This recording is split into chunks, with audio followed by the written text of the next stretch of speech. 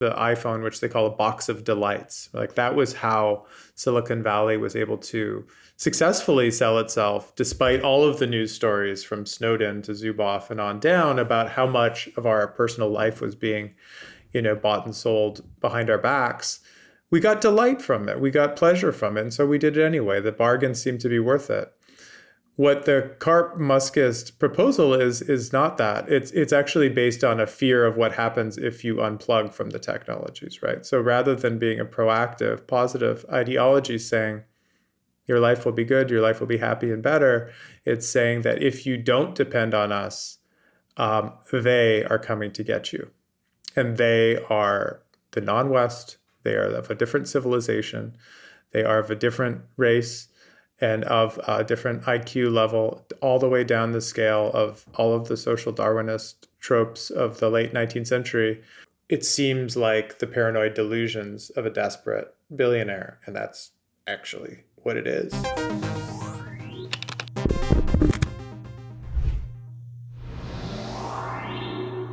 The most powerful CEO in history is barely a person anymore.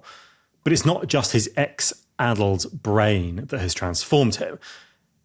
Elon Musk has subsumed himself into the cyborg collective, full of bits of information, electrons, batteries, fantastical promises, financial systems, bots, and memes, a world he's made for himself and which he now resides inside. He's no longer a person, he's more of a system. Quinn Slobodian and Ben Tarnoff are the authors of Muskism, a guide for the perplexed, which is a whistle-stop tour through the worlds that made Musk, from apartheid South Africa to the financial fabulism of the Bay Area, and of course, the world that Musk is making for the rest of us now. They told me about what they see as Musk's ongoing land grab in space, what Musk's real plans are with brain implants, how our supposed climate savior became obsessed with the end of the world,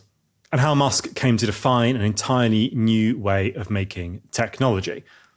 Or not making it, but at least seeming like you might. This episode loops back over some of the same parts of the map as the Susanna Glickman episode. That episode was about the military-industrial complex and its changing shape, how the primes are being outcompeted by smaller firms like Anduril, Palantir, and indeed SpaceX.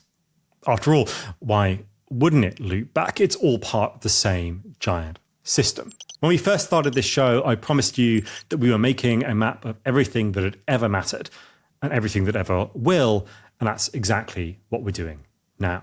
I'm posting parts of the map on X, one of the many platforms discussed in this episode, and as we get more eyes on this show, I will be posting more and more. So if you want to see the full map, and I know you do, share this episode. And if there's someone in particular you think we should be getting on the show who is doing their own amazing independent research, then let us know in the comments below. So, Quinn Slobodian and Ben Tarnoff, welcome to Do Your Own Research. Hey. Happy to be here. Great to be here. Great to have both of you. I want to kind of give people an overview of where we're going, because I think it's it might be a little bit of a sprawling episode, partly because Musk himself is so kind of sprawling. There are so many different parts of his now burgeoning empire. I mean, burgeoning is the wrong word. His well-established empire. But we're going to be talking about this thing that you've sort of theorized in your new book called Muskism, which is a sort of integrated system of production, we might say, or maybe like a not quite integrated system of production. The analogy is obviously to Fordism, right, which is the one of the systems of production in the 20th century. And it has these kind of components. And then as we move through the map, we'll be bringing in OpenAI, Starlink, his purchase, of course, of X, the Cybertruck, the Dogecoin, Neuralink, Grok, just endless sort of like accumulation of technologies and integration of those same technologies. So that's where we're going to be going.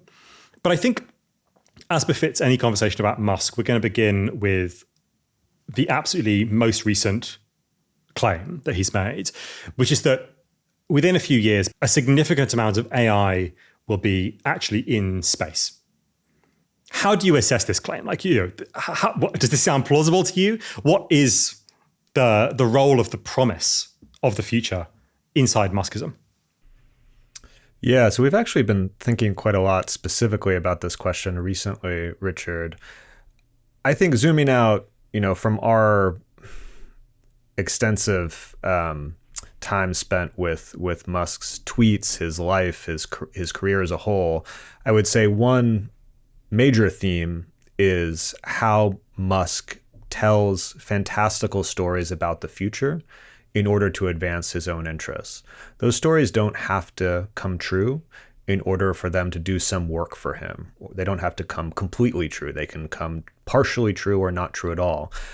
Our take on the Orbital AI promise, which is, as you mentioned, the thing that was officially the pretext for the merger of XAI and SpaceX, which will, as a newly merged company, IPO probably later this year.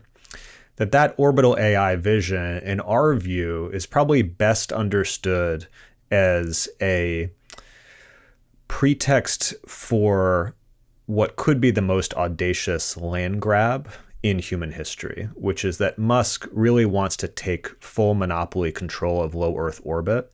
He already has most of the satellites in low Earth orbit, Starlink satellites, but recently, nominally, in service of this Orbital AI vision, he filed a request with the FCC to launch up to 1 million satellites. So regardless of whether it's technically feasible to put a bunch of GPUs in a satellite and put it in space, and there's all sorts of kind of engineering questions there that a lot of the commentators have become kind of consumed by, either pro or con. Putting that aside, I think at minimum, it seems likely that vision will enable him to expand his control over low Earth orbit. And in our view, and Quinn, I think, can speak to this, the real stakes of this are not just Musk extracting financial gain from that monopoly position, particularly as Starlink continues to expand, but actually using that low Earth orbit network of satellites for ideological and political ends. Yeah, I mean, I think it's worth remembering just on the face of it, how crazy the scales are we're talking about here. So this new company that has been created, SpaceX, with the merger of XAI into it, the platform is already part of XAI, is now valued at $1.25 trillion. So it's the most valuable privately held company in the world by quite a bit, trailing by a great distance by things like OpenAI. And the move to put, as Ben said, 1 million satellites, or the request for permission from the FCC to do so, would be 100-fold increase in the number of satellites that are already up there. And it would be also a space grab, saying not just the altitude around 500 kilometers from Earth, but the band of 500 kilometers to 2,000 kilometers from Earth should be basically the orbital shells that Musk should have what would effectively be exclusive claim to. So already on its face, this is it's a big move, right? But what he's doing it for is also ostensibly orbital AI. And one thing that Ben alluded to that we've noted in something we're working on as part of the rollout of the book is a kind of a classic Musk bait and switch, right? He kind of bundles this into a kind of nerdy engineering question, makes an allusion to mid-century science fiction, and then sends off all the financial press on a kind of wild goose chase, trying to figure out if he can do what he's saying he's going to do. And meanwhile, the real story is maybe just something more direct and brutal in political economic terms, which is just claiming this orbital space and promising now more and more that Starlink satellites will be able to provide direct-to-consumer cellular connectivity and internet connectivity, possibly on something that was just debuted at the World Mobile Congress in Barcelona last week, the idea of what's called Starlink Mobile. So until now, Musk has always said that he has no interest in competing with the big telecommunications firms. He's made partnerships with the big cell providers rather than trying to displace them. But now it seems like more and more he's tiptoeing towards displacing them. Why does that matter? Well, it matters because if he, becomes something like the new T-Mobile, for example, or even develop something like a Grok phone or an X phone, then what he can do then is basically deliver content straight to users and consumers at what is called a zero rate. So for example, T-Mobile allows people to access YouTube without it increasing or hitting their data caps. You can easily imagine him doing something similar to what Facebook did with so-called Facebook Basics programs by saying, if you sign up for Starlink Mobile, you are able to use Grok, you're able to use X, you're able to use Grokopedia without affecting your data limits. And thus he's now created kind of a pipeline for his, warped ideological content straight to users and starts to crowd out the perspectives that would otherwise contest, his often wildly diluted claims. So this is the way we look at this push for orbital AI. It is maybe only superficially about this engineering question. That is obviously the necessary condition, but the end game is probably more about locking in, as he sees it, kind of legitimacy and consent through opening up channels of dispersing his message here on planet Earth. Just before we go on with the rest of the episode, there's something I wanted to say again about the Jason Moore episode.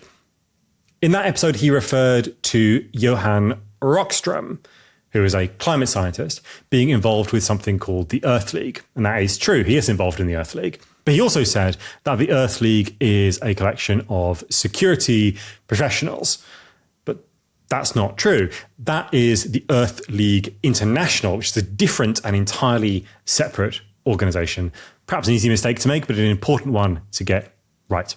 We will carry on including revisions to episodes as we get them, because it's important that our research is organic, exciting, and also accurate.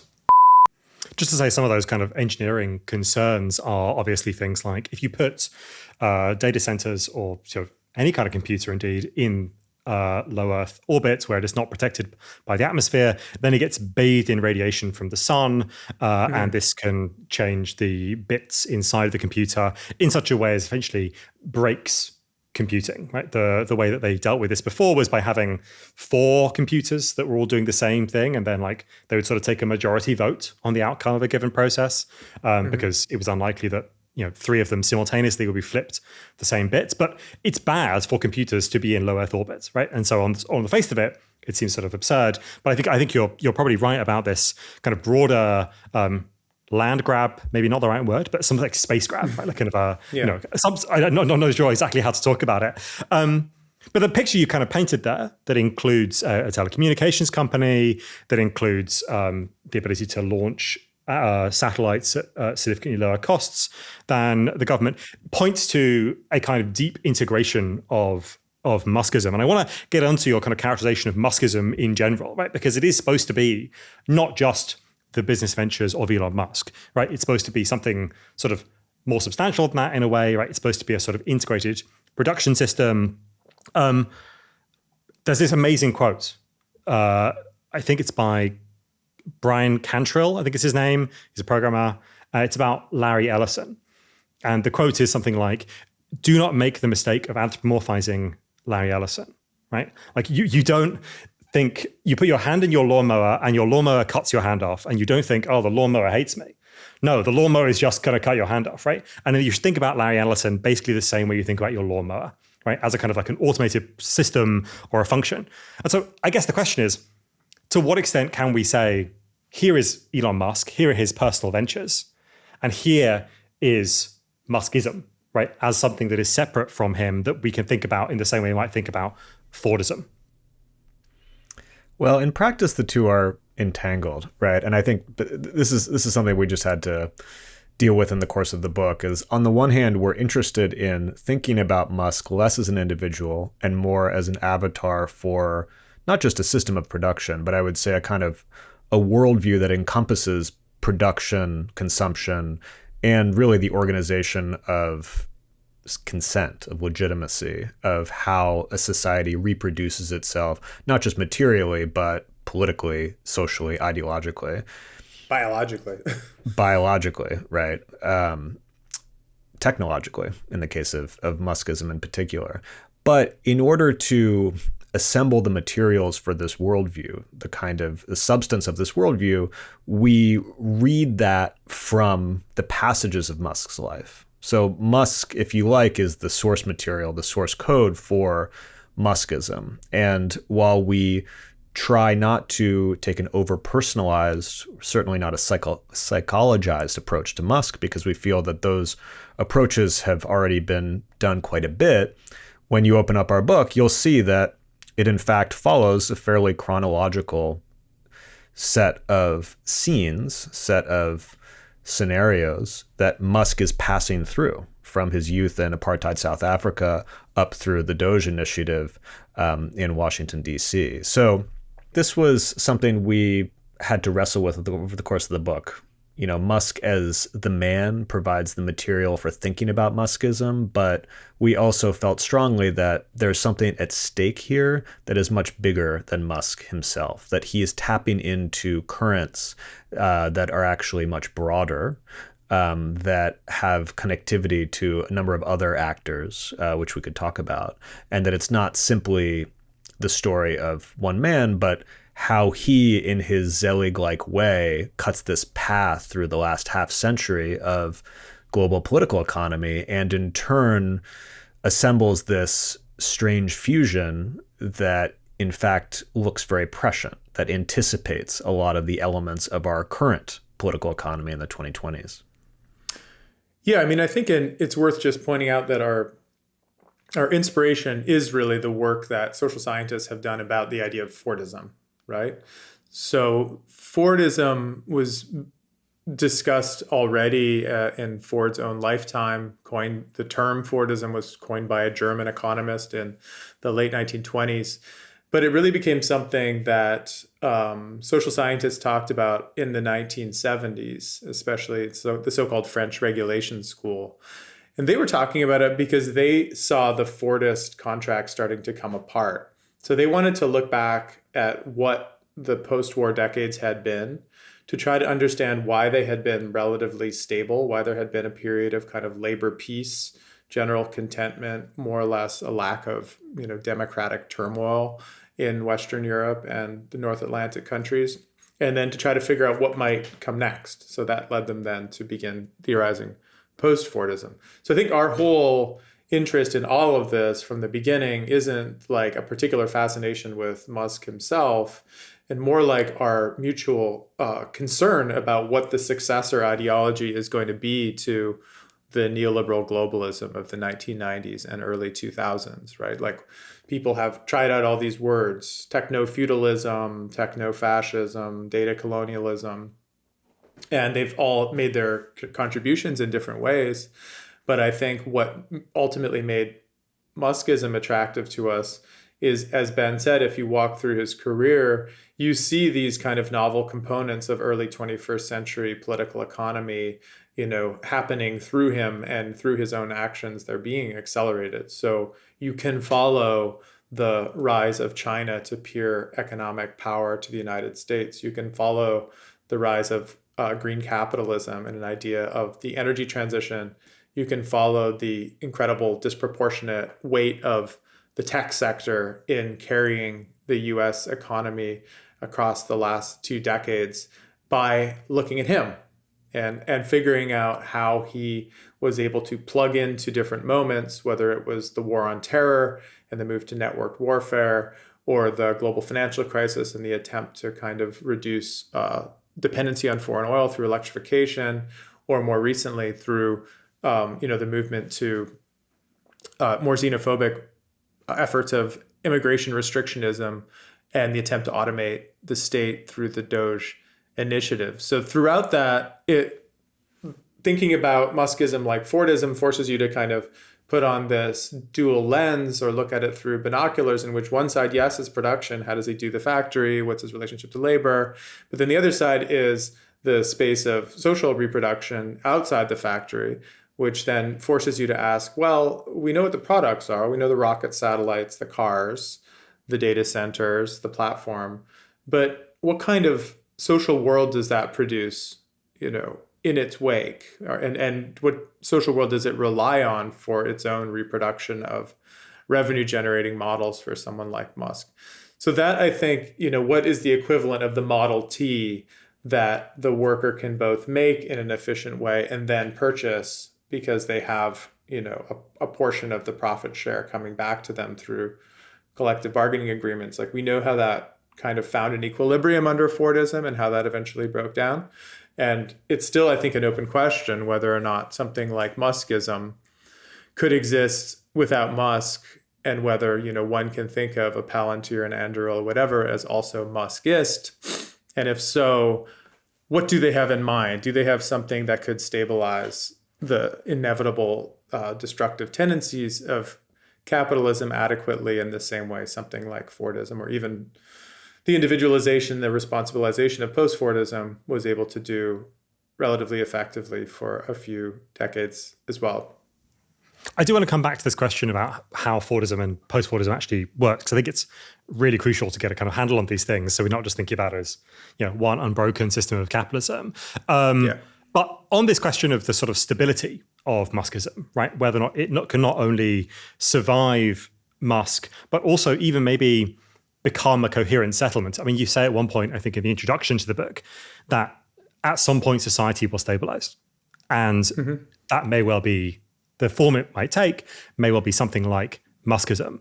And I sort of want to suggest that I think it's a very over-optimistic take, in a sense, that there will be a kind of stability, right? That there would even be the kind of return to something like a stable social reproduction system like Fordism was in Western Europe and America for a long period of time. Not only as sort of everything's getting really crazy kind of way, but also because it seems like Muskism as a system thrives on the logic of what we call in Silicon Valley, the pivot, right? It thrives on the fact that there is an endless flexibility to the way in which production and consumption and social reproduction actually work. And that's sort of built in, right? It's not just that it sort of is chaotic, but that it's deliberately producing new kinds of opportunities for itself constantly. And therefore it seems unlikely that it can stabilize, except at this very kind of meta level where permanent disruption is a kind of stability. Well, I think one of our uses of the French regulation school, at the very highest level, is their insight that capitalism is a system that breeds instability. That's perhaps not unique to them. It's a kind of fundamental insight of Marxism more broadly. But their interest was specifically about the various social systems, the networks of institutions that make it possible in particularly historically bounded periods of capitalism for the social order to be stabilized, relatively speaking. Now, that doesn't mean it comes to a complete halt. I think, if anything, what their work shows us is that is a kind of stability that has to be reproduced in a daily way. It's something that always involves class struggle, that always involves kind of recalibration of conflict and consent continuously. But I think it's a useful idea because there are clearly moments in history, regardless of how cleanly you want to periodize different eras of history, because obviously they don't stop and start on a dime. But there are clearly moments of more acute crisis where that fundamental instability of capitalism can no longer be contained by those institutions that are the mechanisms of social peace. And that is how they would describe, for instance, the breakdown of Fordism in the late 60s and into the 1970s. So I would agree that Muskism is perhaps uniquely unstable and in fact uniquely fragile. We could talk more about that, of why we think it's actually not very good, particularly when it comes to manufacturing social consent, which is arguably the most important piece of the whole puzzle. But I think its interest in disruption, in continuous change, I think could be understood to participate more broadly in the history of capitalism itself. I think there's a Silicon Valley iteration of that, but it's not too far from the type of continuous technological innovation pursued in the factories of Manchester in the 19th century. It's just a different register of that. Yeah, in fact, I was just part of a really interesting workshop with the communication scholar Becca Lewis, where she was talking about kind of right-wing roots of Silicon Valley and tracing back creative destruction, which is a very popular kind of meme level phrase in Silicon Valley, back even before Schumpeter's deployment of it in the 1940s to Werner Sombart and to Nietzsche, as some economic historians have done. And what I proposed in that conversation was that you can easily also go back to our friends Marx and Engels and the Communist Manifesto, because what is described as creative destruction is another way of talking about the dialectic, really. So it's something that is a theme of modernity, right? I mean, the idea that old regimes are superseded by new ones, and that this happens with victims and some costs, but some kind of aggregate movement towards a refinement of the ways that humans are able to metabolize the natural world. That seems to be not disputed much by either critics or champions of, economic activity, really, kind of broadly speaking, beyond a kind of neo-primitivism, which still remains pretty marginal. What I think is interesting, though, and the chapter on SpaceX, I feel like gets into this, the one that, Ben wrote, I think, the most interesting parts of. And what he gets into in that chapter, what we get into, is the difference between a kind of Clayton Christensen style call for disruptive innovation, or even the original Facebook slogan of move fast and break things, and then the Peter Thiel understanding of the need to strive for monopoly, and the way that the startup can act as a kind of kingdom or a kind of monarchy in miniature. Because it seems to me that the activity of the big tech firms over the last decade and a half, if you look at the work of someone like Nick Cernak, there is a tendency towards concentration. There's a tendency towards the acquisition of competitors, in an effort to stave off precisely the kind of disruptive innovation and creative destruction that they had once celebrated, right?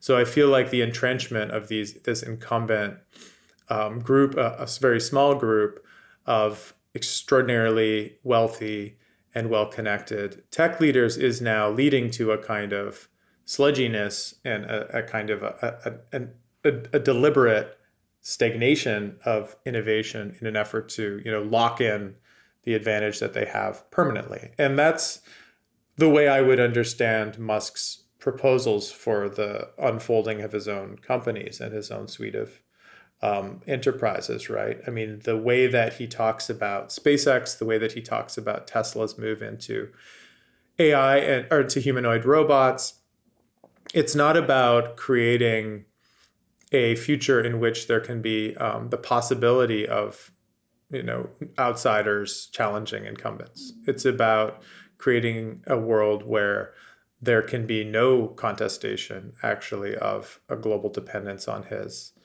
products. And this is, again, worth emphasizing. Earlier, I almost wanted to catch you because you said something about Musk being able to, launch satellites more cheaply than the government.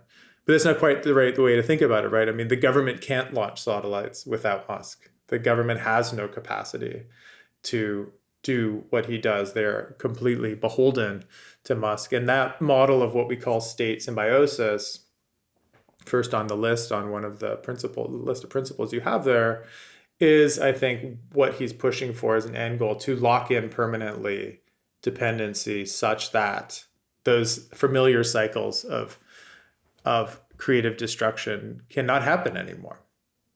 I guess all I mean about the launching thing is that it hasn't quite finished that process, right? I think NASA still does have its own independent programs, right? But no, you're giving it no. Okay, yeah, no, it's entirely taken over. 90% of launch provision is provided by Musk. They can't do this stuff without it, which is why when Musk and Trump were having their fight in 2025, I was making some commentary on it, and when Musk threatened to, decommission the Dragon module for shuttling astronauts to and from the space station, I was like, oh, he's going to kill astronauts, because there is no plan B for some of those basic aspects of aerospace reaching into outer space now. He is the space program. And the appointment of his chosen head for NASA, Jared Isaacman, further entrenches his ability to very directly kind of oversee state investments in moon exploration and further planetary exploration. Yeah, it would have been incredible to see the US government ask the Russians very nicely to go and get the people from the ISS, at some point. I mean, it could have happened, right? Let's go through this list, though, because we do have state symbiosis on the board if you're just listening to this. That's one of the kind of key principles of Muskism. This is this process of the integration and lock-in of Musk's companies with the state, which seems, of course, surprising because Musk is often presented, I think, as a kind of libertarian figure, as you talk about in the book. Next on the list, we have technological sovereignty. And the arrow that's coming in there is actually from apartheid South Africa, right? It's from the deeper roots of Musk's childhood, right, which is spent in apartheid South Africa. Then we have financial fabulism. And the arrow that's going out to the right there and down to the end is about the meme stock boom and the way in which there is mass private investment, by which I mean people like you and me, investing in Tesla, right? Huge numbers of people own Tesla stock and so have this kind of like relationship with Tesla that is more than one of customer to company, right? It's about they have investments in the actual price of that stock going up because it's an asset for them. Then we have fortress futurism. I think it also comes from apartheid South Africa. We have vertical integration, and then we have fully automated production. Do you want to sort of pick up and like talk about any of these? Like how do you understand the kind of the different kind of components and how they might fit together as a single thing, or do they not fit together as a single thing? Is there sort of this endless tension, contradiction, whirling, pivoting that we were talking about before? Well, perhaps the place to begin would be apartheid South Africa, because it's come up a couple times already, and I think it's a useful thread for thinking about Musk. I think in approaching this book, certainly had to learn a lot more about apartheid South Africa than I knew before. I think most folks who know anything about the regime know that it was a white supremacist regime, an apartheid regime. But the thing that I think is probably a little bit less well known by most people is the fact that it was also a regime that saw itself as a modernizing one, that oriented itself toward the future, that embraced high technology and a vision for a kind of relative economic self-sufficiency. They had some integration with the outside world and with global markets, but they also did strive to try to build as much as possible of what they needed within their borders. And this drive toward self-sufficiency and this embrace of high technology were understood to be, by the leaders of the regime, survival strategies. They felt embattled. They felt that they were leading a garrison state that was threatened by enemies both within and without, which I think was a correct perception if you think about the kind of pressures that they were under, and increasingly into the 80s, which are the years of Musk's childhood. But for us, why this experience, I think, felt so resonant with Musk's career is not just the obvious links between the white supremacy of the regime and Musk's later turn to the right, and in particular his promulgation of the so-called white genocide conspiracy theory that has been pushed by some Afrikaner activists, right? There are some kind of direct links there. But I think at a more profound level, his industrial philosophy. So he founds SpaceX in 2002. He becomes Tesla's largest investor in 2004 and becomes CEO of the company in 2008. And at both companies, he early on embraces vertical integration. He strives to concentrate production as much as possible within the walls of the firm. He shortens supply chains. He emphasizes control and resilience over integration with global markets. And in our view, this feels very resonant with the industrial strategies of apartheid South Africa itself. What's quite astonishing about Musk's decision to pursue these strategies is when he decides to pursue them, which is in the 2000s, which is arguably the height of free market globalization. If you think about Tesla, it's headquartered in Palo Alto. A couple of towns over, you have the headquarters of Apple. And the Apple iPhone is perhaps the most iconic Silicon Valley product of the late 2000s and into the 2010s. And if you look on the back, it would say designed in California, assembled in China. Tim Cook is famously the guy who strings together this extremely elaborate global supply chain for Apple, which continues to this day, although with some modification. So that is the common sense of the time, which Musk rejects.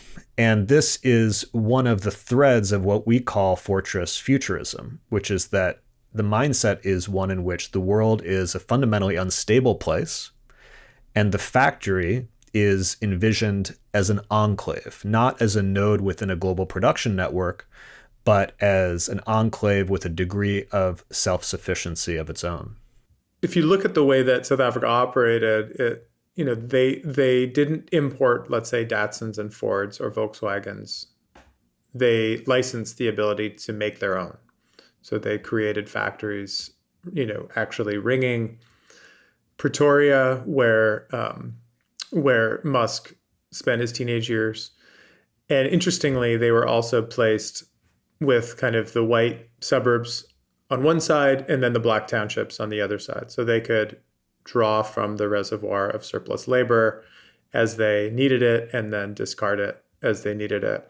So there was also in South Africa, this is something we emphasize because of the intensely blatant two-tiered nature of the citizenship regime, this impression that much of the population were not real people, right? They were effectively non-player characters who could be deployed as raw material at will. And obviously this is a characteristic of racial capitalism globally. It's not that there aren't aspects of this at work in the United States as well, but it was codified in a much more blatant way, of course, in South Africa than it is in the United States. And we think that that also helped to make seem natural to him what can be otherwise a pretty outrageously minoritarian vision of the social contract, that all you have to do is accumulate the skilled people and give them special treatment, skilled people in heavy air quotes marked by in this case a racial membership, and then you can treat the rest of the population as basically disposable or useful and not integratable within the kind of story you're telling about the collective future.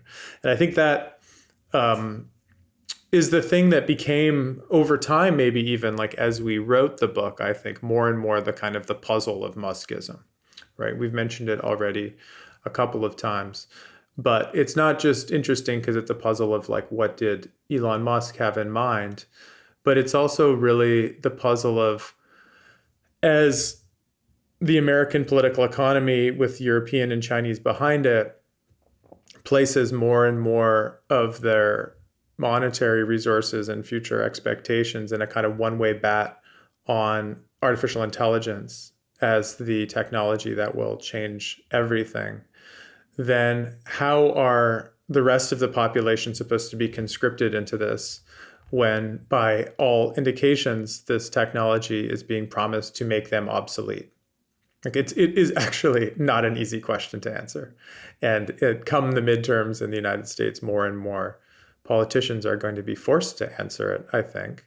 And Musk, in a way, kind of previews this because he has imagined, perhaps more elaborately than most people, what such a future might look like and how such a problem of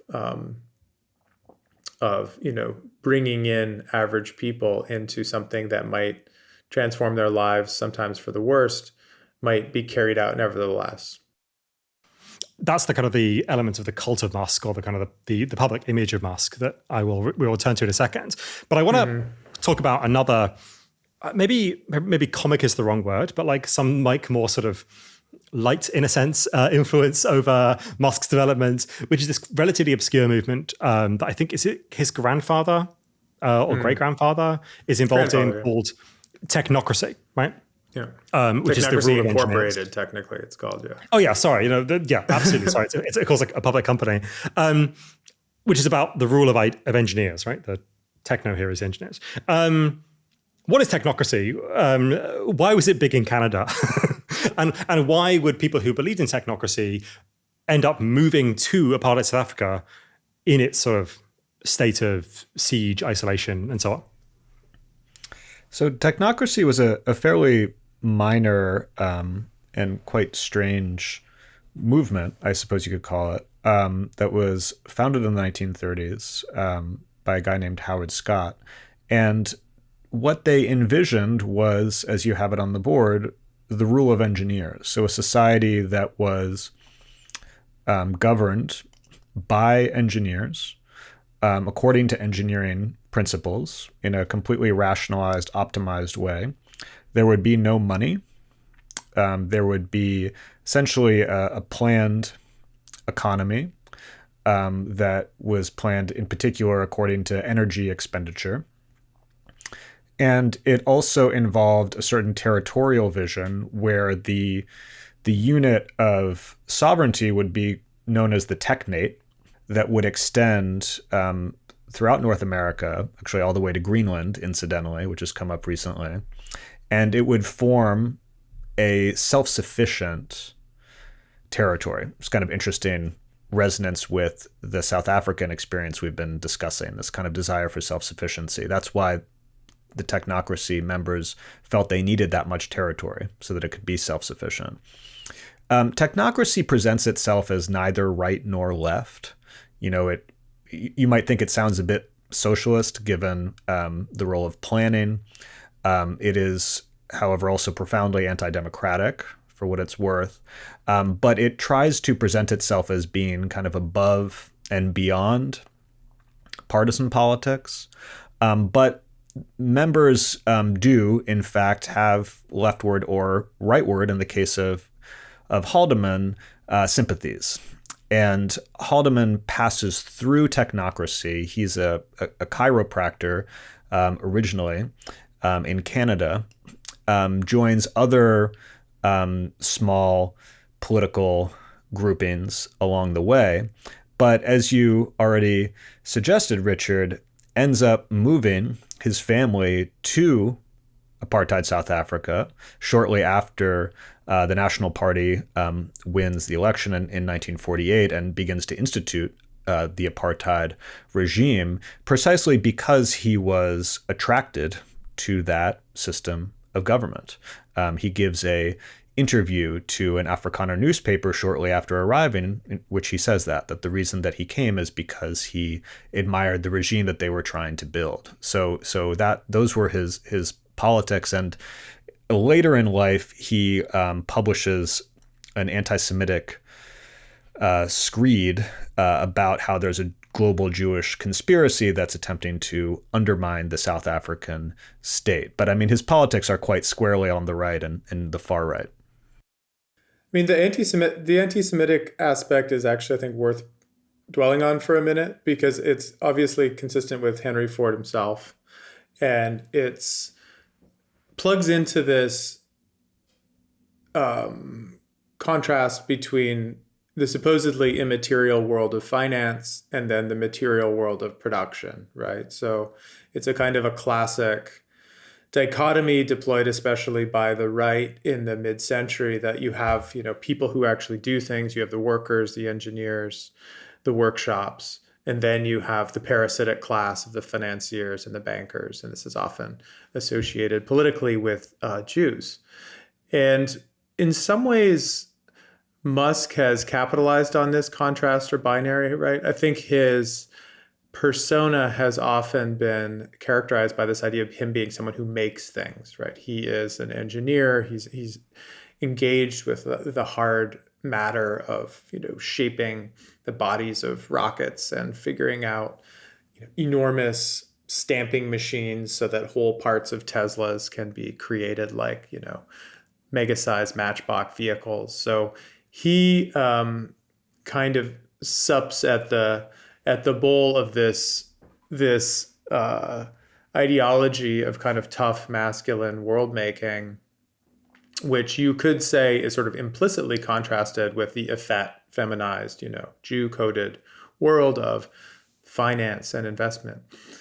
Yet, I think one of the things that our book is really focused on doing is to kind of dissolve that false dichotomy, right? I mean, it is simply the case that all of Musk's businesses survive by virtue of his ability to spin out narratives that unlock financial investment. So what we call financial fabulism suggests that the Musk project is not just, engineering projects and making like a cool rocket, but it's being able to tap into the deep capital wells of both venture capital, but of course also, Richard, as you suggested, sort of retail investors, but you also, could have also added sovereign wealth funds, pension funds, right? This is one of the things that is, I think, startling, especially for progressives and Europeans, to find out that the public employee pension funds that they are, hoping to draw on or are drawing on in their retirement are also wrapped up in Elon Musk's fabulism, right? I mean, they are profiting from the rising stock values of his publicly traded companies like Tesla, and therefore there is a kind of feedback loop between the supposedly immaterial world of finance and the material world of thing making that he's part of.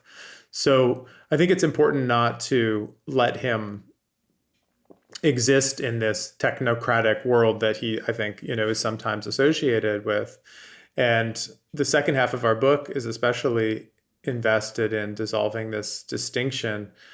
It's called Cyborg, and it focuses on the question of what happened to Elon Musk, or when did Elon Musk go crazy, not through personal questions of his child coming out as trans or posting too much online and a kind of addictive, compulsive kind of behavior that, obstructed his ability to reason, but that the fusion of the immaterial and the material through the interface of the device and the network, and eventually literally the brain-computer interface that he's proposing with Neuralink, suggests that he begins to take very literally the idea that all politics is cybernetic politics, that all messaging and persuasion happens not through coming up with a superior argument, but with inserting a particular meme, or as he calls it, mind virus, into the ecosystem of networked devices and minds,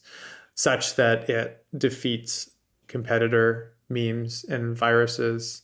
So his grand idea of being someone who makes stuff and then just gets money from bankers to do so starts getting dissolved when you realize that he's imagining the world in a kind of a post-human space of networked communication, and that actually the material and immaterial become kind of a meaningless distinction for him. And I think that's where he is now, and where we should locate him, as someone who actually doesn't adhere at all to the kind of opposition between material and immaterial, but actually, swims in the interface between the two.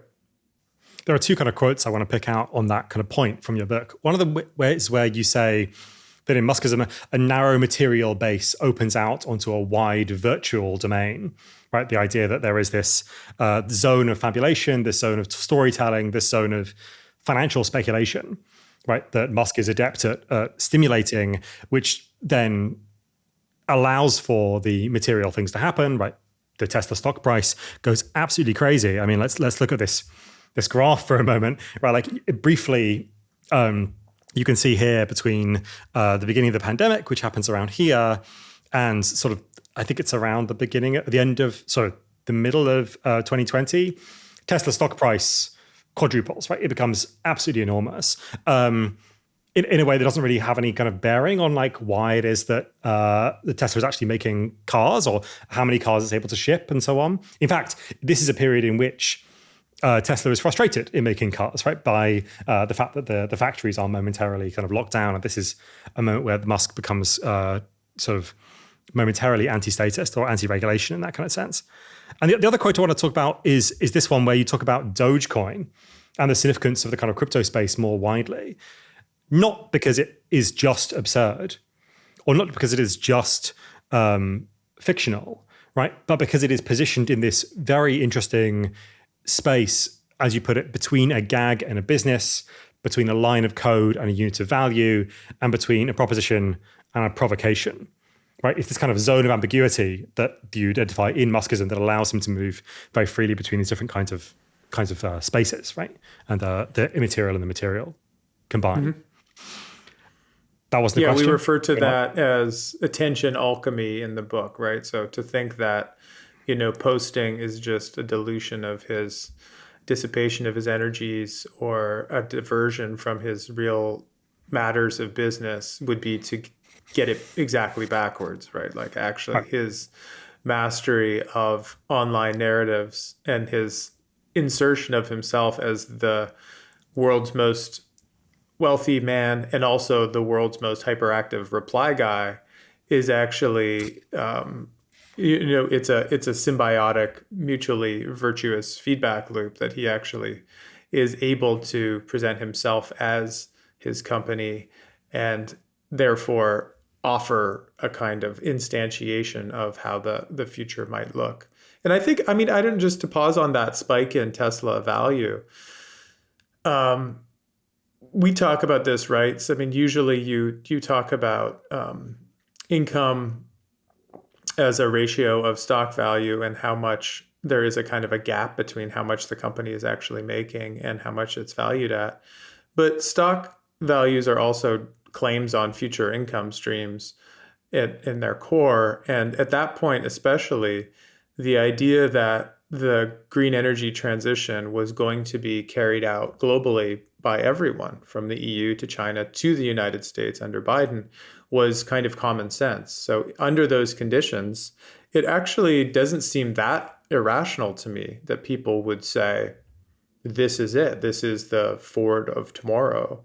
And it will be able to sort of justify the value that's been created. So he, in that moment especially, it's literally the crest of the wave of the zeitgeist that you're showing us in that stock valuation, I think was diagnosing correctly something that was happening in the global political economy and was offering, a place, the lightning rod where the world's investment in the possibility of green capitalism matched with individual consumer mobility was offered as a kind of solution. This is how you can keep your lifestyle and even make money while doing so.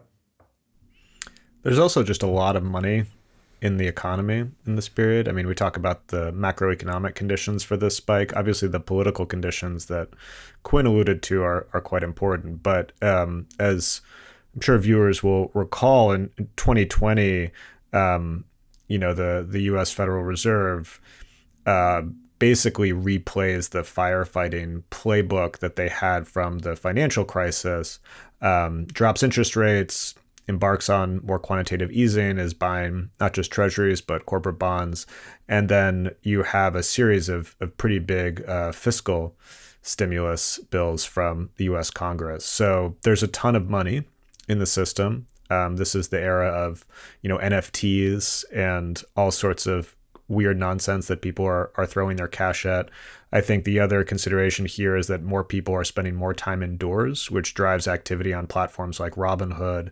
So I think there's a number of conditions that are converging here, but I want to highlight something that Quinn said, which is this idea of attention alchemy, the ability for Musk to take his online performance in a stage like Twitter and actually convert it into money. The way this happens quite literally is his ability to pump up the value of Tesla by tweeting about it. And this is, again, something we document in the book, his capacity to do so. So this is a period where the conditions, the kind of political and macroeconomic conditions for attention alchemy are particularly propitious. But I think one last point I want to make to bring back the materiality, because as Quinn said, we always have to think about the two together. That quote that you began with, Richard, about the inverted pyramid, both pieces of this pyramid are quite important, right? We've talked about the wide virtual domain, all this funny money floating around, Musk's tweets and so forth. But the narrow material base also really matters here, because these years of 2020 to 2021, where Tesla's soaring valuation makes it the biggest by market cap automaker in the world and makes Musk the richest man in the world, the important thing to know here is that even though the price to earning ratio is, astounding, that the actual multiple that people are willing to pay for Tesla stock relative to the amount of money the company is making is astounding. Tesla also navigates the pandemic pretty well. And that is in large part because of those practices of vertical integration that we discussed in connection to Fortress Futurism a moment ago. So Tesla's factory in Fremont is shut for 7 weeks because of a public health order, which is the site of quite a lot of anger and anxiety from Musk and plays an important role in his rightward turn. But when it reopens, it actually manages to weather that period better than many of the big automakers, in large part because it has shorter supply chains, in large part because it prioritized resilience and control over global integration. So that narrow material base actually does matter as well here. Just to say something very concrete about that price to earnings ratio, right, which is the ratio between how much the total stock price implies that the company will be able to make in profits and the actual earnings that it actually currently makes.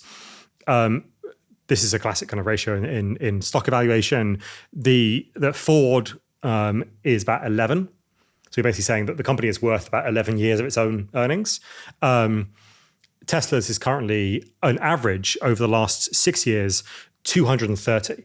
Right, so you're talking about a company that would have to make all its could sort of, this is a very bad way of thinking about it, but could sort of buy itself if it took all its earnings and then purchased its own stock for 230 years, right? Which is just like enormous amounts of projection into the future. So yeah, I mean, really, truly astonishing, and that's not even the spike, right? That's just the average over the last 6 years. So a very, very strange sort of situation indeed. None of this is financial advice. I don't know if we're required to say that. I don't know if that's a UK thing, but I'm just telling you, it's not financial advice. I do want to come back. This is when we drop our meme coin right now. Quinn coin, Slobodian coin could be kind of lit. Let's talk about the actual role that Tesla plays in the green transition, because I think there's a tendency on the left to simply say, this is the wrong solution to a very big problem. Sure, we need to go to lithium-ion batteries and so on, but the Tesla inhibits the rollout of public transport, inhibits the rollout of trains, right? For example, we have the Boring Company here, which has been trying to kind of a high-tech solution to a problem that doesn't really exist because train's perfectly fine. How do you evaluate Musk's actual role and Tesla's actual role in that green transition? Well, I think that's one of the things we found interesting to track through him, right? Is first of all, revisiting a moment I alluded to earlier, that around 2008, the global financial crisis. Because if Musk made his first post-PayPal move on the back of the war on terror at its outset in 2003 when he launches SpaceX, then Tesla really begins to rise to prominence at another phase of the war on terror, time indeed where people are growing fatigued of it, and the occupation of Iraq is seemingly endless and open-ended and a tremendous waste of American blood and fortune, as it's often said. So what are the two things connected? Because when Obama comes into office, one of the ways to simultaneously solve dependency on foreign oil and to modernize the auto sector was to help back electric vehicle producers like Tesla, even though at that point they were still very small. And this became part of a so-called clean tech shift in venture capital investing at the time that was trying to build out solar panel capacity. It was trying to build out electric vehicles and things related to that. And so Musk was able to take advantage of that at the time. It was also at the time that there was more faith in multilateral climate treaties that might end up having binding effect and to help kind of push decarbonization through international cooperation. So this was, it was a moment where there was a kind of potentially a bright green future as we think about it, where, you didn't have to change much about your life. You would get, in fact, even a prettier car than the one you had. And government industrial policy would be there to help make that happen. Now, in the intervening years between 2008 and 2020s, a couple of things happened. I mean, one thing is that China basically continued on that trend and used the levers of the state and industrial policy to, make extraordinary gains in decarbonizing their production model and forcing consumers to shift to EVs, and a process in which Musk was playing an active role, right? I mean, he was given a real sweetheart deal to set up the Gigafactory in Shanghai. The condition was that the components in it, especially the batteries, would be produced by Chinese suppliers. And CATL, which is now by multiples the world's biggest lithium-ion battery producer, was given its first leg up by being the battery producer for the Teslas being produced in Shanghai in the Gigafactory. So you have that version of the energy transition, climate politics, a smooth relationship between producers and government that is then changing individual consumer habits. And they're also, by the way, doing a lot of electric buses and things like that as well, let alone the high-speed rail network that they built out in these years.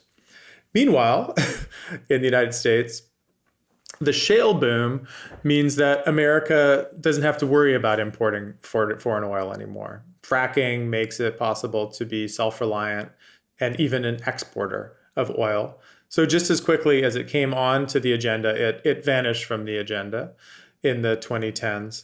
And the Republicans, who had briefly even been attracted to this idea of electrification, fell out as one unit with the idea, and the green industrial policy was seen as a boondoggle and picking winners in all the worst ways and blah, blah, blah. And fossil capital comes storming back in the United States.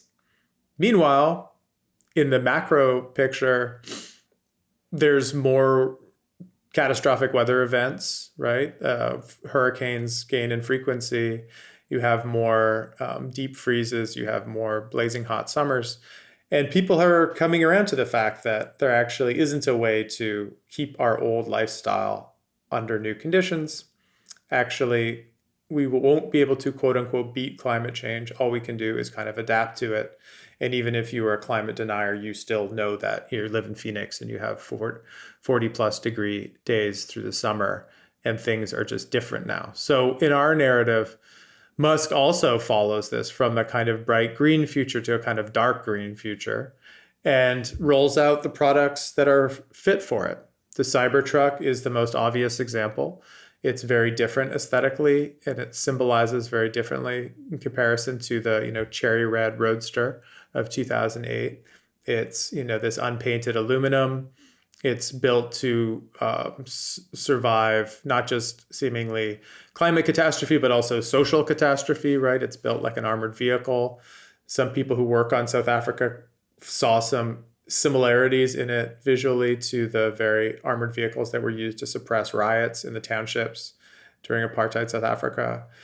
And perhaps more importantly, in our reading, the Cybertruck and the car is only part of a larger Tesla ecosystem. And this is how Musk presents it, that will allow you to basically fortify your own household too. So you have solar panels on your roof, you have a Tesla Powerwall to store that energy, you have the Cybertruck in the driveway, and you have a Starlink receiver on your roof so that you don't need to rely on infrastructure the way that the Rubes do. You have completely individually and privatized the fortress of the home. So you're no less responsive to the question of climate, arguably, than people were in 2008 when they bought a Prius or a Tesla. You're just doing a sober analysis of the direction of travel, of the effects of the amount of carbon we already have accumulating in the atmosphere. And you are now coming up with personal solutions rather than state level solutions. I do want to kind of trace this through Musk's relationship to the state. I mean, we've been through this a few times, but I want to make it sort of super clear. SpaceX is a company that launches in the war on terror. It is involved in satellite infrastructure, right, which becomes crucial to that sort of network-centric warfare. Tesla has its IPO in that Obama era of green tech, and also in the ZERP era, which I've mentioned on every single podcast we've done so far. So I'm because I am fundamentally assured that macroeconomic conditions just determine basically everything. Bad Marxist, neo-Tusian, perhaps, let's say. That's the wrong way of thinking about this. I was going to say. Yeah. And then we have this kind of more ambivalent era where Trump, is the president. I was going to say Musk is the president. Not yet. So they have to amend the constitution first. But then maybe afterwards he'll discover that he was actually American all along. And then we get this kind of prepping era. What happens in the Biden era, right? How does Musk respond to, I should say just before I do that, Musk benefits enormously from this thing called the Californian ZEV mandate, right? Which is a piece of legislation that requires Californian car makers to make zero emission vehicles, ZEV. They don't, but they can buy credits from Tesla, which promises to do so. Right? Doesn't actually have to make them, just promises to do so. And that is incredibly important. You would think, given the kind of the enormous leg up that Musk got from that kind of system, that he would be responsive to and indeed in favor of things like the Inflation Reduction Act, which was, of course, as people know, broadly speaking, a piece of climate legislation, right, with a very different name stuck on it. Why isn't he supportive of it? Why does he oppose it? Yeah, it's interesting to think about the Biden era as an attempt to, I think, in some ways resurrect that green capitalist vision of the Obama years, in particular through the Inflation Reduction Act, which provides various incentives for solar energy storage, decarbonization. And you would think, as you're asking, Richard, that this would be a development that Musk welcomes, that he would be an ally of the Biden administration. I think the important difference, however, between the Biden era and the Obama era is that you actually have a left in the United States. Like there's a real emergence of a movement left since Occupy, tracing through the Bernie Sanders campaigns, through Black Lives Matter. There's a movement left.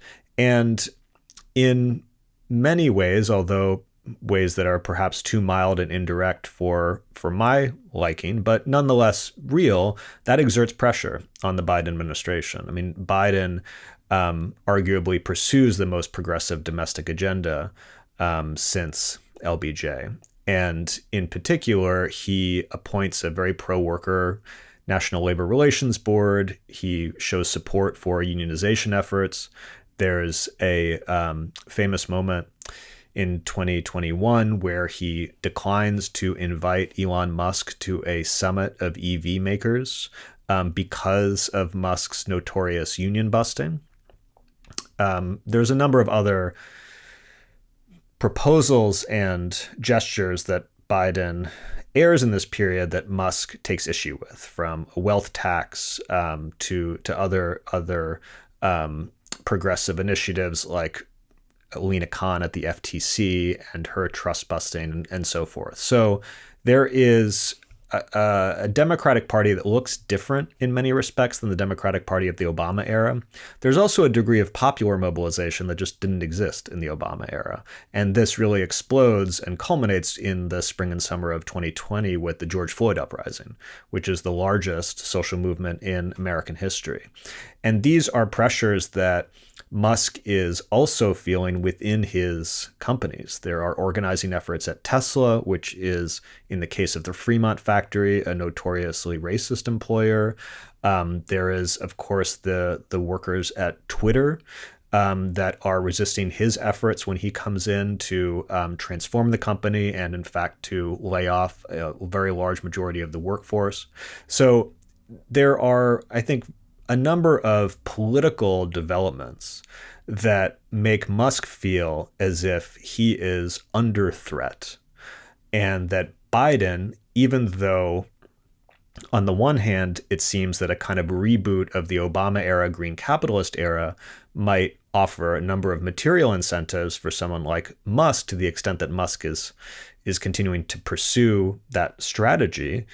I think for him, those are really counterbalanced and outweighed by the various dangers that he perceives, correctly or not, that are emanating from these new social forces. And, that's one of the ways that we understand his rightward turn, that he perceives these various forces that are hostile to his interests, and he glosses them under this category of the woke mind virus, that there is an ideological contagion that has afflicted these various groups, and that is why they are behaving in ways that are counter to his interests. That's the way that he accounts for the fact that the Democratic Party as a whole, and Biden in particular, seem far less deferential to him and to Silicon Valley as a whole than they were during the Obama era. I think it also needs to be just emphasized that we have to put this all in the context of like what the growth story is for Silicon Valley. So if the big story of the early 2000s was Web 2.0 and social media, and you basically get users and consumers to make data for you and content for you, and then you skim that off and sell it to advertisers, you dislodge monopolies on taxis through rideshare, you provide grocery delivery and whatever. By the 2020s, like this was petering out, right? Like there was beginning to see like diminishing returns. People actually aren't really on social media as much as they'd like to. The big success story is TikTok, it's a Chinese company. So it's almost easy to forget now how many attempts there were at creating the new growth story, right? Like who thinks about NFTs now? Who thinks about crypto much? Who thinks about DAOs? Who thinks about the multiverse? But one thing that these people in Silicon Valley realized is that they were probably going to have to go back to the original patron of the Valley, which was the State Department and the government itself, the Department of Defense, the Pentagon. The internet is a product of public-private partnerships, really in its origins, a state project. And in 2018, as part of all of these waves of protest and unrest that Ben is alluding to, you get the protest against Project Maven at Google, right? And you get walkouts from Google employees saying, we don't want to be part of this state, the use of our software to do mass surveillance, to potentially be deployed in battlefields.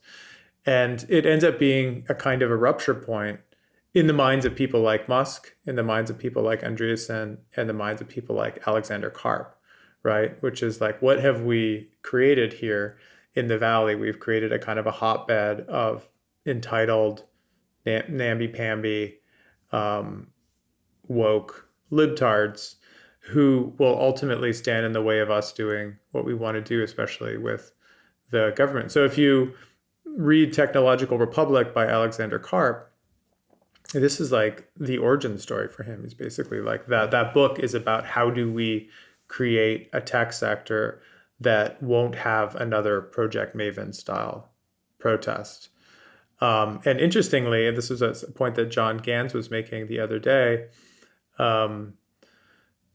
Karp wrote that assuming that probably Kamala Harris would be the next president, right? So that was actually a book written as a pitch for a Democrat, actually. Because once you especially sign on to the new growth story being AI, which is what happened after December 2022 with the launch of ChatGPT, you just know automatically, like, okay, this is going to require a very hospitable regulatory climate. This is going to require a government that is a partner and that, opens up flows of revenue, but also access to public land, access to water, et cetera, et cetera. So the need to do state symbiosis of the kind that Musk had previewed and had been doing for years was starting to become clearer to more and more people in the tech sector. And I think the need to create close alliances with the government, whether it was Democrat or Republican, was one that people had started to coalesce around.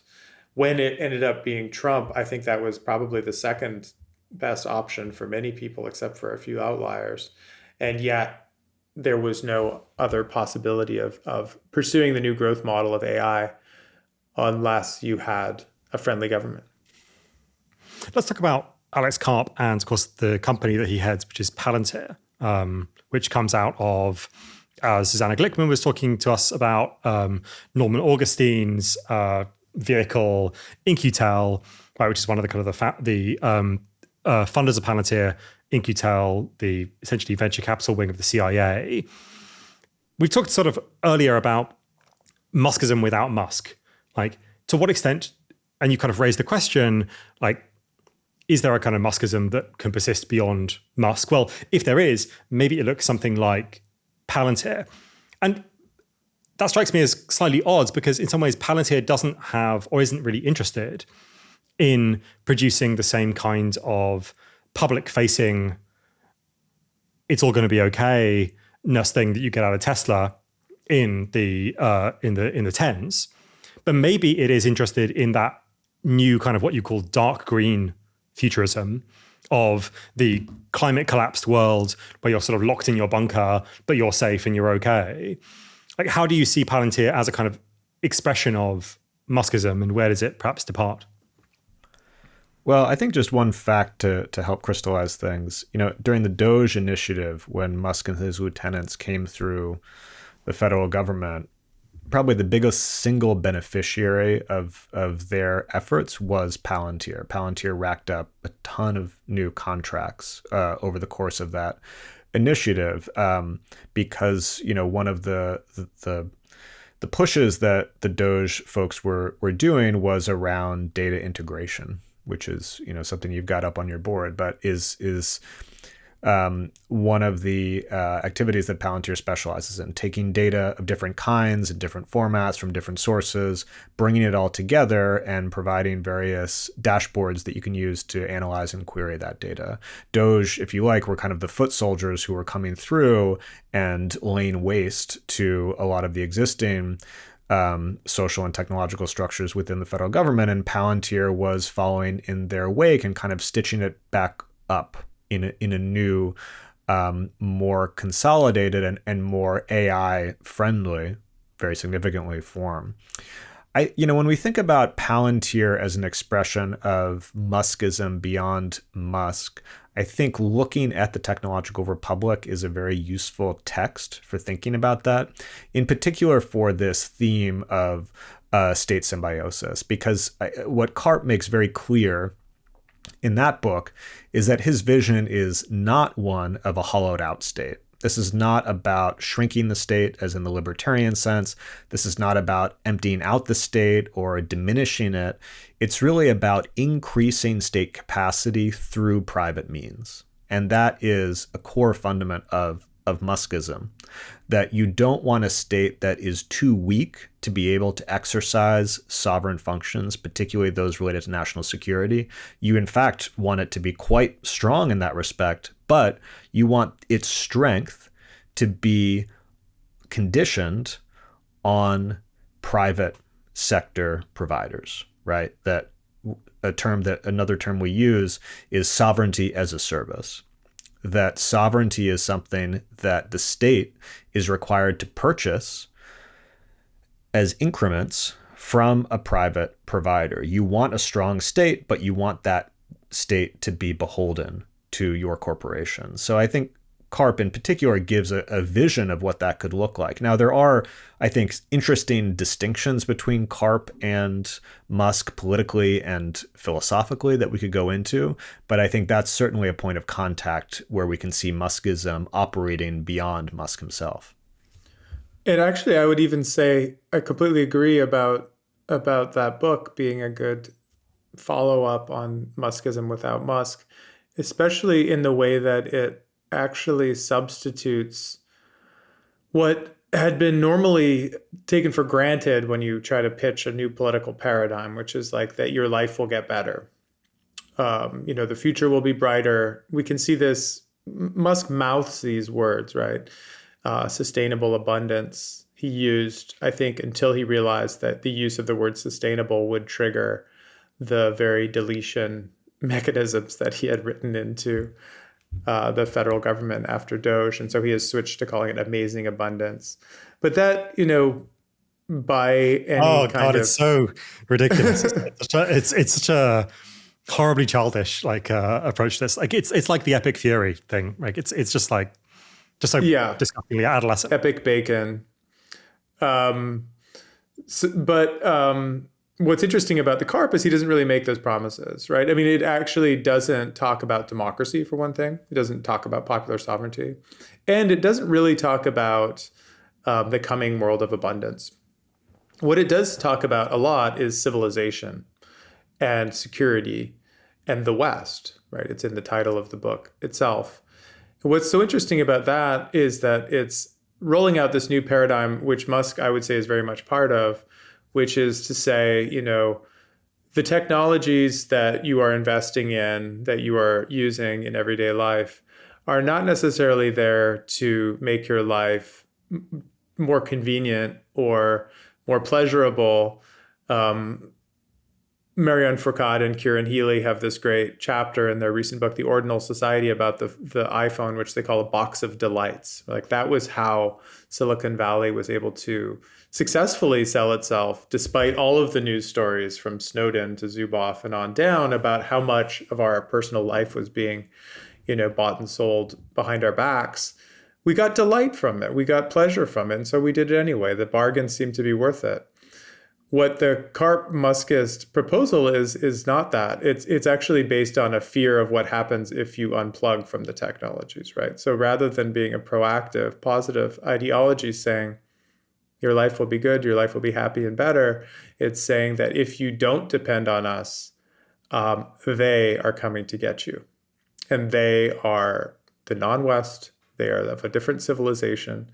They are of a different race and of a different IQ level, all the way down the scale of all of the social Darwinist tropes of the late 19th century are back again and now being used as the selling story for why you should be interested in their technologies, which is an interesting choice. I think it's a bit of a desperate choice. I don't know if it's ultimately going to be that successful, right? I think Musk has tried to sell this story of fear to audiences abroad through his alliances with far-right parties across Europe and in the UK to middling success, if not failure, right? I mean, I think that the idea that you need to buy a Cybertruck because otherwise the immigrant hordes are going to storm in and, steal your stuff is not indexing well on most people's daily life in,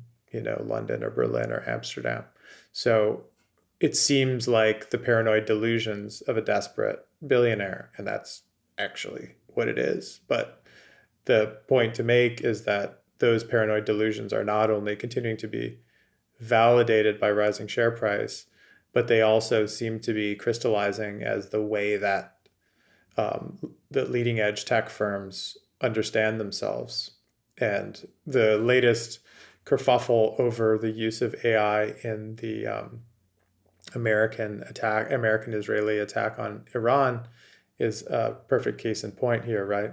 Where Anthropic has, briefly hesitated about the use of its AI Claude software as part of the war effort because of the feeling that it was breaching kind of ethical commitments about the targeting of targets without a human in the loop, and the use of it for forms of mass surveillance that they found objectionable.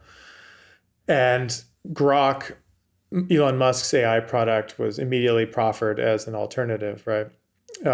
So the willingness to be part of actions of quote unquote civilizational defense, regardless of how flimsy that argument is when you actually look at it twice, is definitely a different ethos than the only connect social media world of the social network and Facebook in the 2010s. So that's, I think, the big shift that we're really trying to reckon with in the book too, is what does it mean when tech justifies itself through languages of restrictionist alarmism and civilizational defense? How long can that settlement last? Is that a stability producing settlement, as the kind of Fordist analog would suggest, or does it have, cracks and fatal flaws in it? I think maybe it is. You talk in the book about this amazing Rolling Stone headline, which I've got on the board, which is Grok rolls out pornographic anime companion, lands Department of Defense contract, and the subheading is, meanwhile, the most advanced version of the AI chatbot from Elon Musk's XAI is still identifying as Adolf Hitler, right? Yeah, you do got to hand it to the headline writers on that one. Yeah, it's just like an amazing summary of all the kind of dimensions here that we've been talking about. I don't really have a question about that. I just think it's such an incredible headline. When we're talking about these kind of paranoid fantasies and the way in which Musk has sort of got himself wrapped up in this kind of woke mind virus idea, of course, you do a very good job in the book of sort of pointing to what I think of as like objective conditions that make that possible, rather than psychologizing or focusing on Musk's own proclivities. Although, as we've talked about earlier with Apartheid South Africa, right, it's not those things are absent, right? The psychological dimensions are still, of course, very important there.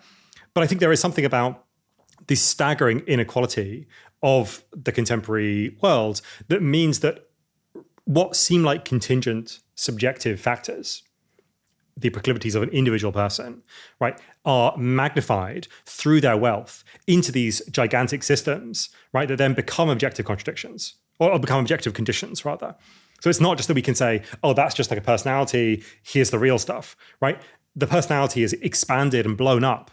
And also, as you talk in the Cyborg section, integrated with the kinds of systems that these people are themselves developing into what I've coined as fully automated luxury sycophancy, right? So that it's not only that Musk is a kind of reply guy on Twitter and replies to people who talk to him, but also that he's built this kind of world for himself in which he will be told, not only through people, but through swarms of bots on a website he owns and which he is the most like prominent user of, how wonderful he is, right? So there is this kind of like sense in which these subjective factors or seemingly trivial factors continue to matter, and indeed matter more and more and more and more and more.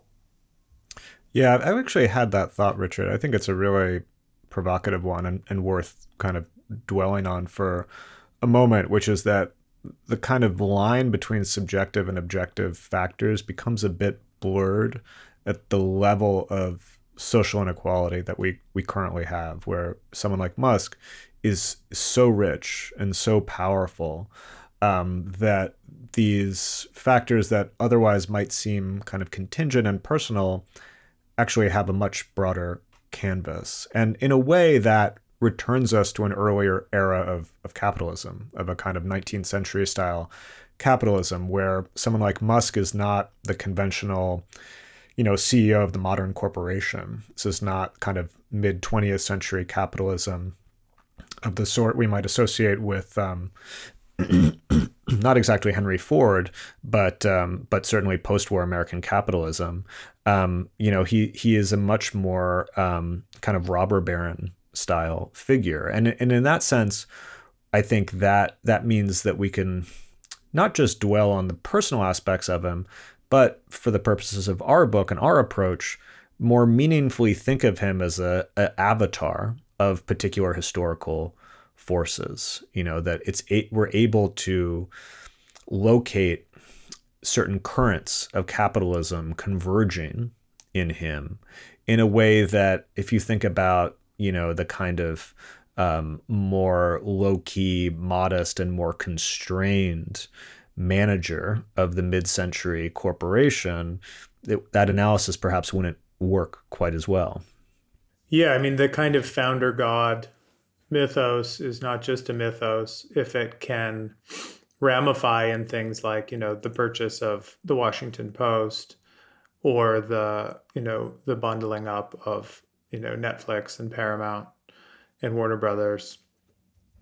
Not those two specifically, but the media concentration that is being carried out now by people whose wealths originate in the tech sector means that our very capacity to communicate with one another becomes eviscerated and choked out, to the point that the only places we can even register each other's thoughts are in the walled gardens that they have built themselves, and increasingly designed in such a way to reinforce their own twisted viewpoints. That's really sobering, right? I mean, and that is a place where the subjective definitely becomes objective. Now, Musk's perspective on communication and ideology, filtered through his embrace of AI on the large language model format, is producing, I think, the current conjuncture where, as we've talked about before, LLMs are not deterministic, they are probabilistic. So they are only responding based on the training data that they've been given, and then the kind of tutoring that they've received afterwards. And he is now turning X into a content producer in increasingly novel ways. The one that I saw recently is he'll say something really kind of gnomic and cryptic, like he responded to something about Greenland and Iran by saying a setting for things to come, or something like that. And then the top 10 replies to that are from blue check, purchased subscriber accounts, all querying Grok about what Musk meant by this gnomic statement.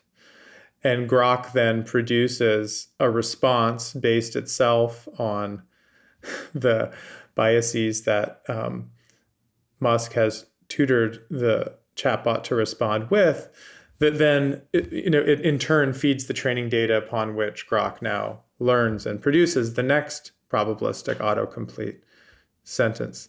So that is, I think, a sign of the way things are going, as far as the kind of discourse communities that are being produced and automated, and by design, crowding out other ways of thinking and other ways of reflecting on the ongoing unfolding catastrophes of the world we live in. So when we talk about a kind of perspective stabilization under a new regime or paradigm, I think this is the kind of thing we're thinking of. We're not talking about sort of mass contentment or the disappearance of popular anger or resentment, or people coming to terms in some collective way with the world they live in. We're talking about a situation in which the avenues of expressing dissent vanish, and the means by which one might speak back to in those setting the terms for social life are no longer there, because the zone has been flooded in advance, thus making your voice, impossible to hear. Or you have now made yourself, in all of your education and your own cultural production, an adjunct to large sets of training data that are themselves now being adapted to make sure that you will never say anything bad, like the Black Lives Matter movement did, like the Me Too movement did. The attempt to kind of inoculate the social sphere at large from those kind of disruptive actions is, I think, the search for stability that something like Muskism is on a quest to find.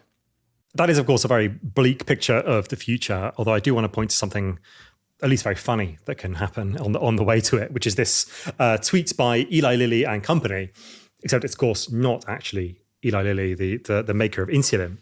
It was someone who, during the brief period in which anyone could buy official verification for their account on Twitter after Musk bought it, announced that insulin was free, right? And this crashed, not completely, but like it brought down the price of Eli Lilly's stock quite significantly. I don't remember exactly how much. They lost some billions of dollars, right? Which is a kind of this is financial fabulism, right? In a sense, this is the kind of the inverse of the practice of Tesla's massively inflated stock price, but like in a kind of adversarial way. This is, of course, not a complete solution to the problem of Muskism, right? Or the kind of the closure of that social space, but it is momentarily extremely funny. I do want to come to your kind of like 4 different ways in which you say that Muskism... Sorry, Richard, can I just say something about that? Because I think we have this throwaway line, which I think is actually a bit important in the introduction, where we say that trolling is infrastructure for Musk. And I think actually, the example you just showed is a good one, but in the opposite way you intended, right? So the process of Musk acquiring Twitter was widely seen as one of the most catastrophic corporate, acquisitions in history. The way he was mocking advertisers, right, telling them to go fuck themselves at one point on stage with Andrew Ross Sorkin in an interview, was seen as the kind of corporate equivalent of Brexit, right? It was like, this is the thing that is crossing red lines. There's no way he won't be punished for this. There's no coming back from this. He came right back from it. Yeah. Right? I mean, Twitter is actually now proven to be actually probably a pretty shrewd acquisition in the big picture. And one of the things that I think these moments shows is the resilience of intellectual monopoly enjoyed by people under these conditions, that actually old-fashioned muckraking, Woodward and Bernstein style exposés of the actions of either politicians or corporate leaders or malfeasance just actually doesn't matter. It doesn't matter. You can do whatever you want. You can post whatever you want. You won't be punished by the market. Actually, all publicity is good publicity. And the rediscovery, the endless rediscovery of his own bulletproof status through such provocative transgressions is actually an essential part of the way that he does business. And I think that's one of the things that we're trying to get at. I'm trying to be hopeful here.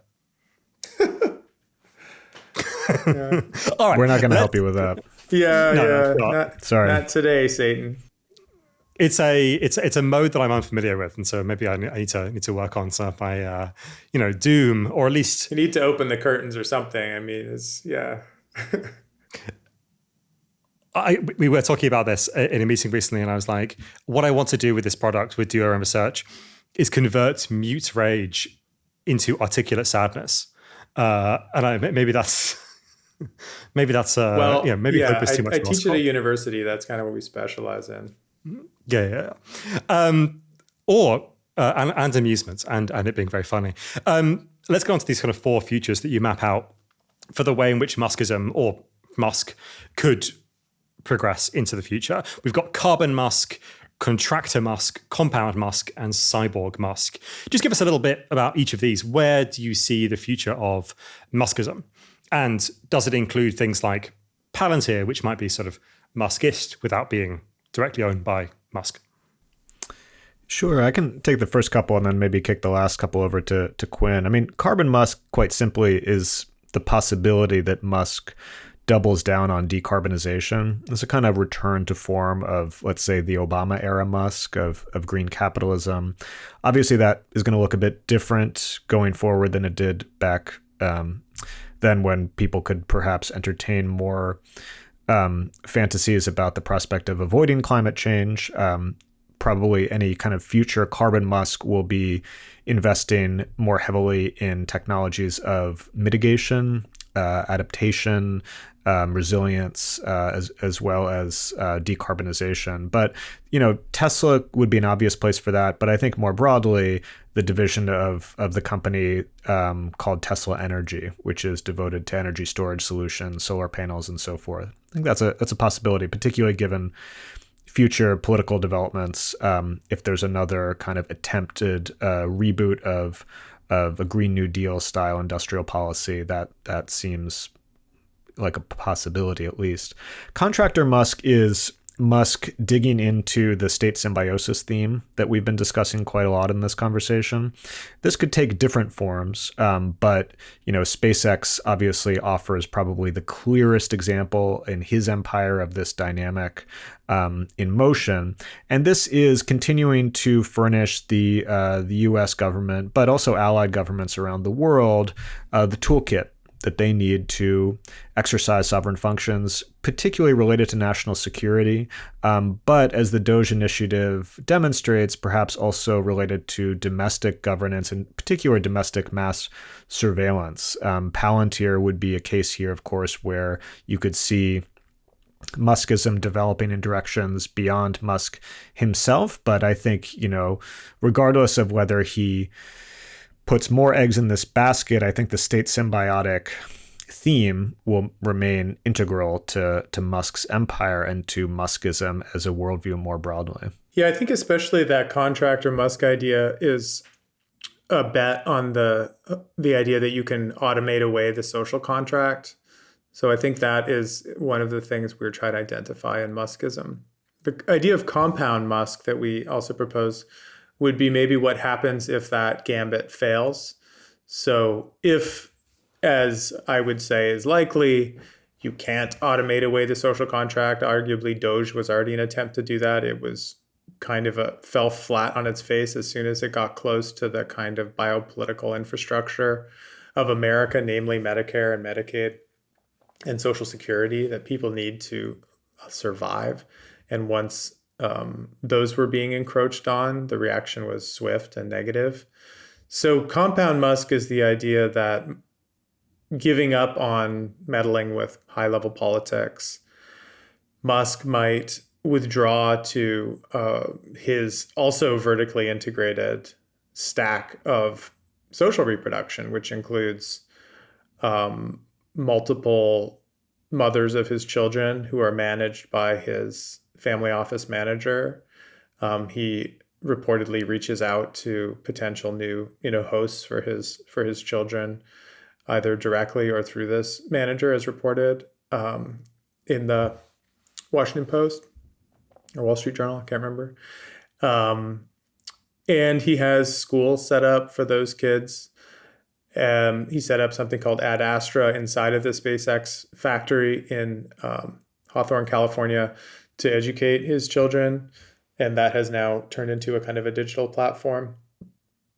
So the compound Musk would be the idea that there's no chance of kind of saving civilization at scale, so to speak, but you need to just focus on your own genetic bloodline. So when communicating with the influencer, Ashley St. Clair, he made the joke ? That to create a legion of children by the time of the apocalypse, we're going to need surrogates.